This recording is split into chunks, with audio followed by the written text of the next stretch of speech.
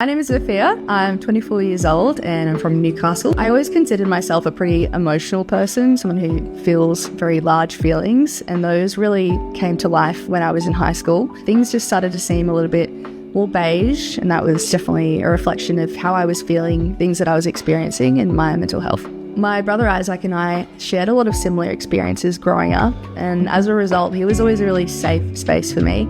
He would play video games with me all the time, and he always included me with a lot of play, and he even taught me how to ride motorbikes, and he would always pick me up when I fell off them. During this time, I reached out to Isaac for help with what I was struggling with, and he was really beautiful at being able to create this space where I could be honest and vulnerable about how I was feeling.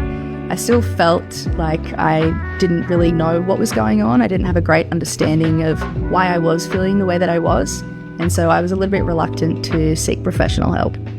My mum suggested that we go to the GP together so that I could get a mental health care plan and have a better look into why I was feeling the way that I was feeling. Eventually, I was diagnosed with borderline personality disorder. I expected the diagnosis to bring a lot of clarity to my life, I suppose, but it almost did the opposite.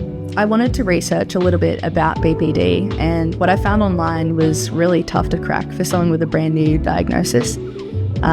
There was a lot of judgments around the disorder. I was eventually linked up with a psychologist named Leonie. Leonie was a really bright character who entered into my life, and she taught me so many things. I learned lots of different strategies for emotion regulation, and one of my favorites is quite literally leaving the house and just bolting down the street. It sounds a little bit funny, but it's a great way to get my heart pumping and leave some emotions behind. I don't feel ashamed about these symptoms anymore or the way that I experience life through big feelings.